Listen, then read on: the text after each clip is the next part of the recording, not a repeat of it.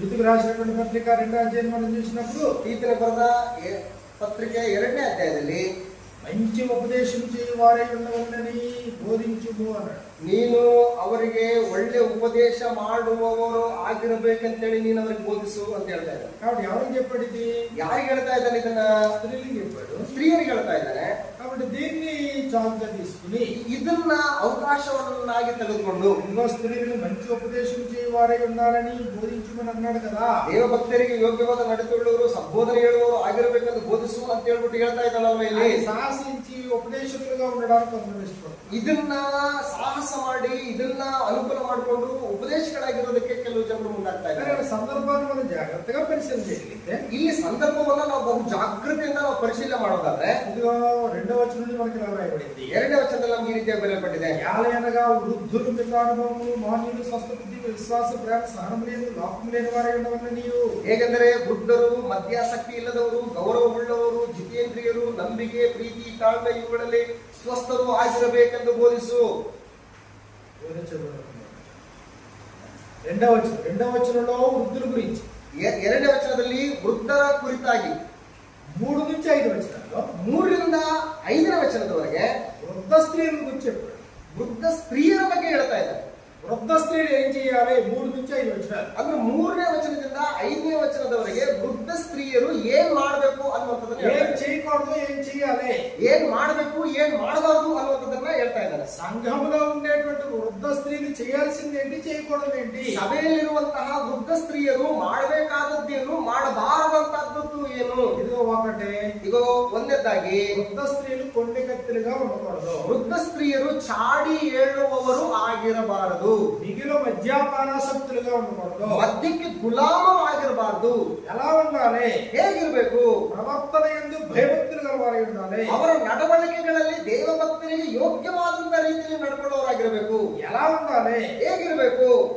ఇదిగో వారు మంచి ఉపదేశం చేసేవారై ఉండాలి. ಇಗೋ ಅವರು ಸದ್ಬೋಧನೆ ಹೇಳುವವರಾಗಿರ್ಬೇಕು ಅಂತ ಹೇಳಿ. ఎవరికి ఉపదేశం చేసేవారై ఉండాలి? ಯಾರಿಗೂ ಉಪದೇಶ ಮಾಡುವವರಾಗಿರ್ಬೇಕು? యవ్వన స్త్రీలకు ఉపదేశం చేసేవారై ఉండాలి. ಯವ್ವನ ಸ್ತ್ರೀಯರಿಗೆ ಉಪದೇಶ ಮಾಡುವಂತವರು, ಸದ್ಬೋಧನೆ ಹೇಳುವಂತವರಾಗಿರಬೇಕು. ఎందుకు ఉపదేశం చేయాలి? ಯಾಕೆ ಸದ್ಬೋಧನೆ ಹೇಳುವವರಾಗಿರಬೇಕು? దేవుని వాక్యము దూషింపబడకుండానట్లు, ದೇವರ ವಾಕ್ಯಕ್ಕೆ ದೂಷಣೆ ಆಗಲಾರದಂತೆ ವೃದ್ಧ ಸ್ತ್ರೀಯರು ಯವ್ವನ ಸ್ತ್ರೀಯರಿಗೆ ఉపదేశం చేయాలి, ಉಪದೇಶ ಮಾಡಬೇಕು. ఉపదేశం అంటే ఏంటంటే ఇక్కడ ಮತ್ತೆ ಇಲ್ಲಿ ಉಪದೇಶ ಅಂತಂದ್ರೆ ಏನಿಲ್ಲಿ? వృద్ధ స్త్రీ, ಕ್ರೈಸ್ತವ ವೃದ್ಧ ಸ್ತ್ರೀ, ಕ್ರೈಸ್ತಳಾದ ಒಬ್ಬ ವೃದ್ಧ ಸ್ತ್ರೀ దేవుని వాక్యం దూషింపబడకుండా బ్రతికిన వృద్ధ స్త్రీ, ದೇವರ ವಾಕ್ಯಕ್ಕೆ ದೂಷಣೆ ಆಗಲಾರದಂತೆ ಬದುಕಿರುವಂತಹ ಒಬ್ಬ ಕ್ರೈಸ್ತ ವೃದ್ಧ ಸ್ತ್ರೀ, నిందించడానికి విరోధికి అవకాశం ఇవ్వకుండా గృహ పరిపాలన చేసిన వృద్ధ స్త్రీ, ನಿಂದಿಸುವವರಿಗೆ ಅವಕಾಶವನ್ನು ಕೊಡದೆ ಜೀವಿಸಿದಂತಹ ಸಭೆಯಲ್ಲಿನ ಒಬ್ಬ ವೃದ್ಧ ಸ್ತ್ರೀ, పరపక్షం నుండి వారు చెడు మాట ఏది చెప్పనేరక బ్రతికినటువంటి వృద్ధ స్త్రీ, ಯಾರೊಬ್ಬರು ಕೂಡ ಆಕೆ ಮೇಲೆ ಯಾವ ಕೆಟ್ಟ ಮಾತುಗಳನ್ನು ಕೂಡ ಹೇಳಲಾರದಂತಹ ಸ್ಥಿತಿಯಲ್ಲಿ ಜೀವಿಸಿದಂತಹ ಒಬ್ಬ ವೃದ್ಧ ಸ್ತ್ರೀ, అంటే బాధ్యతకరంగా తన జీవితాన్ని జీవించినటువంటి ఒక వృద్ధ స్త్రీ, ಅಂದರೆ ಮಾದರಿಕರವಾದಂತ ರೀತಿಯಲ್ಲಿ ಜೀವಿತವನ್ನು ಜೀವಿಸಿದಂತಹ ಒಬ್ಬ ವೃದ್ಧ ಸ್ತ್ರೀ, ఇదిగో అప్పుడప్పుడే జీవితాన్ని ప్రారంభించినటువంటి యవ్వన స్త్రీతో, ಆಗಾಗಲೇ ಜೀವಿತವನ್ನು ಪ್ರಾರಂಭ ಮಾಡಿದಂತಹ ಒಬ್ಬ ಯೌವನಸ್ಥ ಸ್ತ್ರೀಗೆ గృహ పరిపాలన ఎలా చేయాలో చెప్పాలి. ಗೃಹ ಪರಿಪಾಲನೆ ಯಾವ ರೀತಿ ಮಾಡಬೇಕು ಅನ್ನೋದನ್ನ ಹೇಳ್ಬೇಕು. ಅದಕ್ಕೆ ಪರ್ಮಿಷನ್, ಅದಕ್ಕೆ ಆತನು ಅವಕಾಶ ಪರ್ಮಿಷನ್ ಕೊಟ್ಟಿದ್ದಾರೆ. దానికి ఒక సభ అవసరం లేదు, ಅದಕ್ಕೆ దానికి ఒక మీటింగ్ కట్టాల్సిన పని. ಅಂದ್ರೆ ಅದಕ್ಕೊಂದು ಮೀಟಿಂಗ್ ಇಡುವಂತದ್ದು ಅವಶ್ಯಕತೆ ಏನಿಲ್ಲ. ఇదే ఒక యవ్వన స్త్రీ ಈಗ ಇನ್ನೊಬ್ಬ ಯೌವನಸ್ಥ ಸ್ತ್ರೀ ಇದ್ದಾಳೆ, వివాహం చేసుకుంది, ಈಗ ವಿವಾಹ ಮಾಡ್ಕೊಂಡು ಅಂತ ಇಟ್ಕೊಳ್ಳಿ. గృహ పరిపాలన చేయడం రావట్లేదు, ಈಗ ಮನೆ ಗೃಹ ಪರಿಪಾಲನೆ ಮಾಡೋದು ಗೊತ್ತಿಲ್ಲ. నిందించడానికి విరోధులకు అవకాశం ఇచ్చేస్తుంది. ಈಗ ನಿಂದಿಸುವವರಿಗೆ ಅವಕಾಶ ಕೊಡುವಂತ ಸ್ಥಿತಿಲಿದ್ದಾರೆ. ఎలా మాట్లాడాలో అర్థం కావట్లేదు, ಯಾವ ರೀತಿ ಮಾತಾಡೋದು ಅರ್ಥ ಆಗ್ತಾ ಇಲ್ಲ. తన భర్తనే పిల్లల్ని ఎలా ప్రేమించాలో అర్థం కావట్లేదు, ತನ್ನ ಗಂಡನನ್ನ ಮಕ್ಕಳನ್ನ ಯಾವ ರೀತಿ ಪ್ರೀತಿಸಬೇಕು, ಪರಿಪಾಲಿಸಬೇಕು ಗೊತ್ತಾಗ್ತಾ ಇಲ್ಲ. దీనివల్ల దేవుని యొక్క వాక్యం దూషించుకునే పరిస్థితి ఉంది. ಇದರಿಂದಾಗಿ ದೇವರ ವಾಕ್ಯ ದೂಷಣೆಗೆ ಗುರಿಯಾಗುವಂತಹ ಪರಿಸ್ಥಿತಿ ಇದೆ. ఆల్రెడీ ఇదంతా అనుభవించినటువంటి స్త్రీ, ಆಲ್ರೆಡಿ ಇದನ್ನೆಲ್ಲ ಅನುಭವಿಸಿದಂತಹ ಒಬ್ಬ ಸ್ತ್ರೀ ఇంకా బిడ్డకు అర్థమయ్యేటట్టు ಈಗ ಆ ಮಗುಗೆ ಅರ್ಥವಾಗುವಂತ ರೀತಿಯಲ್ಲಿ ಹೇಳಬೇಕು. ಅಷ್ಟೇನೆ. తమ భర్తలకు శిష్యులకు ಪ್ರೇಮಿಸುವಾರು ನೀವು ಗಂಡಂದಿರನ್ನು ಮಕ್ಕಳನ್ನು ಪ್ರೀತಿಸುವವರು ದಮೆಯುಳ್ಳವರು ಪತಿವ್ರತೆಯರು ಅಂತ ಹೇಳ್ತಿದ್ದಾರೆ. తమ భర్తలకును తమ శిశువులను ప్రేమించువారు స్వస్థ బుద్ధి గలవారు పవిత్రులను ఎట్ట నుండి పని చేసుకున్న వారు మంచివారై ఉండాలని బుద్ధి చెప్పచ్చు. మంచి ఉపదేశం చేయవారై ఉండాలని ಯೌವನ ಸ್ತ್ರೀలకు ಬೋಧಿಸು.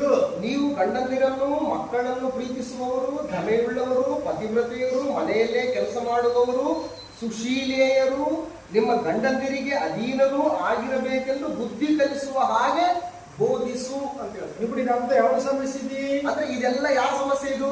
సంఘములో ఉన్నటువంటి యవనస్తుల సమస్య. ಅಂದ್ರೆ ಸಭೆಯಲ್ಲಿರ್ತಕ್ಕಂಥ ಯವನಸ್ಥರ ಸಮಸ್ಯೆಗಳು.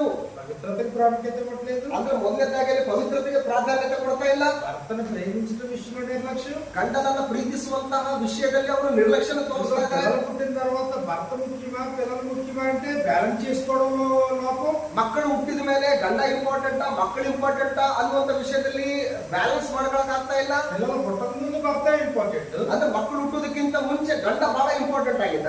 పిల్లలు పుట్టిన తర్వాత భర్త నిర్లక్ష్యం చేసి పిల్లలు వెంట పడుతున్నారు. ಮಕ್ಕಳು ಹುಟ್ಟಿದ ಮೇಲೆ ಗಂಡನನ್ನ ನಿರ್ಲಕ್ಷ್ಯ ಮಾಡಿ ಮಕ್ಕಳು ಹಿಂದೆ ಹೋಗ್ತಾ ಇದ್ದಾರೆ. సరైందా? ಇದು ಸರಿನೇನಾ? కాబట్టి ఇలా వీళ్ళు ಸಮಸ್ಯೆಗಳು ಕೊನಸಾಗುತ್ತಾರೆ ಯವನ ಸ್ತ್ರೀలు. ಈ ರೀತಿಯಾಗಿ ಯವನಸ್ಥ ಸ್ತ್ರೀಯರು ಈ ರೀತಿ ಸಮಸ್ಯೆಗಳಲ್ಲಿ ಮುಂದುವರಿತಾ ಇದ್ದಾರೆ. వారి బుద్ధిలో స్వస్థత లేదు. ಅವರ ಬುದ್ಧಿಯಲ್ಲಿ ಸ್ವಸ್ಥ ಬುದ್ಧಿ ಇಲ್ಲ. వారి జీవితంలో పవిత్రత లేదు. ಅಂದ್ರೆ ಅವರ ಜೀವಿತದಲ್ಲಿ ಒಂದು ಪವಿತ್ರತೆ ಕಂಡು ಬರ್ತಾ ಇಲ್ಲ. ಎಂಟ ఉండి పని చేయడం అంటే ಗೃಹ ಪರಿಪಾಲನೆ చేయడం రావట్లేదు. ಅಂದ್ರೆ ಮನೆಯಲ್ಲೇ ಇದ್ದು ಕೆಲಸ ಮಾಡುವಂತ ಒಂದು ಗೃಹ ಪರಿಪಾಲನೆ ಹೆಂಗೆ ಅನ್ನೋದು ಗೊತ್ತಾಗ್ತಾ ಇಲ್ಲ. కాబట్టి అలాంటి ಯವನ ಸ್ತ್ರೀಯರಿಗೆ ಹಾಗಾದ್ರಿಂದ ಅಂತಹ ಯವನಸ್ಥ ಸ್ತ್ರೀಯರಿಗೆ వీటన్నిటి విషయంలో మాదిరి కనపరిచేటువంటి వృద్ధ స్త్రీలు ಇವೆಲ್ಲವುಗಳಲ್ಲಿ ಮಾದರಿ ತೋರಿಸುವಂತಹ ಒಬ್ಬ ಯವನಸ್ಥ ಸ್ತ್ರೀಯರು ಹೇಗಿರಬೇಕು ಅನ್ನುವಂಥದ್ದನ್ನ వారికి మంచి ఉపదేశం చేయాలి. ಅವರಿಗೆ ಒಂದು ಒಳ್ಳೆ ಉಪದೇಶವನ್ನು ಸದ್ಬೋಧನೆ ಹೇಳುವಂಥದ್ದನ್ನ ನೀವು ಮಾಡಬೇಕು. అంటే మైక్ ఎట్టుకుని చెప్పాలా? ಅಂದ್ರೆ ಮೈಕ್ ಹಿಡ್ಕೊಂಡು ಹೇಳ್ಬೇಕಾ? మైక్ పట్టుకుని అమ్మ నీ భర్త సరిపోతుందని చెప్పాలా? ಅಂದ್ರೆ ಮೈಕ್ ಹಿಡ್ಕೊಂಡು ಅಮ್ಮ ನಿನ್ನ ಗಂಡನ ಜೊತೆ ಸರಿಯಾಗಿ ನೀನು ಸಂಸಾರ ಮಾಡ್ತಾ ಇಲ್ಲ ಅಂತ ಹೇಳ್ಬೇಕಾ? లేదా పర్సనల్ గా అందరి కూర్చుని ప్రశాంతంగా కూర్చుని ఇలా సమస్యను గుర్తించి ఆమెతో చక్కగా ఉపదేశం చేయడం. ಇಲ್ಲ ಆಕೆನ ಪ್ರತ್ಯೇಕವಾಗಿ ಕರ್ಕೊಂಡು ಸಮಾಧಾನಕರವಾದ ವಾತಾವರಣದಲ್ಲಿ ಏನಮ್ಮ ನಿನ್ನ ಪರಿಸ್ಥಿತಿ ಏನು ನಿನ್ನ ಸಮಸ್ಯೆ ಏನು ಅಂತ ಹೇಳ್ಬಿಟ್ಟು ಸುಂದರವಾಗಿ ಕ್ರಮವಾಗಿ ವಿವರಿಸಿ ಹೇಳುವಂಥದ್ದ. ಸಮಸ್ಯೆ ఉంది, ಸಮಸ್ಯೆ ಇದೆ, పరిష్కరించుకోలేకపోతుంది. ಅಂದ್ರೆ ಅದನ್ನ ಪರಿಹಾರ ಮಾಡ್ಕೊಳಕ್ಕೆ ಆಕೆ ಕೈಲಿ ಆಗ್ತಾ ಇಲ್ಲ. కానీ దైవభక్తితో బ్రతకాలనుకుంటుంది. ದೈವಭಕ್ತಿಯಿಂದ ಬದುಕಬೇಕು ಅಂತ ಹೇಳ್ಬಿಟ್ಟು ಆಕೆ ಅನ್ಕೊಳ್ತಾ ಇದ್ದಾರೆ. సంఘంలో ఉన్నటువంటి యవన స్త్రీ, ಸಭೆಯಲ್ಲಿರ್ತಕ್ಕಂಥ ಒಬ್ಬ ಯವನಸ್ಥ ಸ್ತ್ರೀ ಆಕೆ వృద్ధాప్యంలో ఉన్న యవన స్త్రీలారా చెప్పండి, ఉపదేశం చేయండి.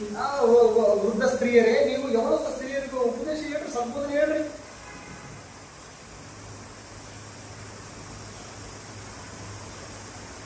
చాలా సమస్యలు చెప్పుకోలేం కదా. ತುಂಬಾ ಸಮಸ್ಯೆಗಳನ್ನ ಹೇಳ್ಕೊಳಕ್ ಆಗೋದಿಲ್ಲದಲ್ವಾ? కొన్ని సమస్యలు పురుషులతో చెప్పలేం కదా. ಕೆಲವೊಂದು ಸಮಸ್ಯೆಗಳನ್ನ ಪುರುಷರೊಟ್ಟಿಗೆ ಹೇಳ್ಕೊಳಕ್ ಆಗಲ್ವಲ್ಲ ಸ್ತ್ರೀಯರಿಗೆ? సమస్యలు స్వార్థకులతో ఉపదేశకులతో మాట్లాడలేం కదా. ಅಂದ್ರೆ ಸುವಾರ್ತಿಕರು ಉಪದೇಶಕರ ಹತ್ರ ಸ್ತ್ರೀಯರು ಕೆಲವೊಂದು ಸಮಸ್ಯೆಗಳನ್ನ ಮಾತಾಡಕ್ ಆಗಲ್ವಲ್ಲ? గృహ పరిపాలనకు సంబంధించింది కదా ఇది. ಇದು ಗೃಹ ಪರಿಪಾಲನೆಗೆ ಸಂಬಂಧಪಟ್ಟದ್ದಲ್ವಾ? ಇದು గృహ పరిపాలన అనుభవం ఎవరికి ఉంది? ಗೃಹ ಪರಿಪಾಲನೆ ಅನುಭವ ಯಾರಿಗಿದೆ? పురుషులకు లేదేది, ಪುರುಷನಿಗೆ ಇಲ್ಲ, ಅದು స్త్రీకి ఉంది. ಸ್ತ್ರೀಗಿದೆ ಅದು. గృహ పరిపాలన అనుభవం ఉన్నటువంటి వృద్ధ స్త్రీలు, ಗೃಹ ಪರಿಪಾಲನೆ ಅನುಭವ ಇರುವಂತಹ ಈ ವೃದ್ಧ ಸ್ತ್ರೀಯರು గృహ పరిపాలన అనుభవం లేనటువంటి యవన స్త్రీలకి ಗೃಹ ಪರಿಪಾಲನೆಯ ಅನುಭವ ಇಲ್ಲದಂತಹ ಯವನಸ್ಥ ಸ್ತ್ರೀಯರಿಗೆ మీరు ఉపదేశించండి. ಅಮ್ಮ ನೀವು ಉಪದೇಶ ಮಾಡ್ರಿ. దీన్ని అడ్డం పెట్టుకుని ಇದನ್ನ ಅಡ್ಡವಾಗಿಟ್ಕೊಂಡು స్త్రీల కోటలు ప్రారంభం. ಸ್ತ್ರೀಯರ ಕೂಟಗಳು ಪ್ರಾರಂಭ.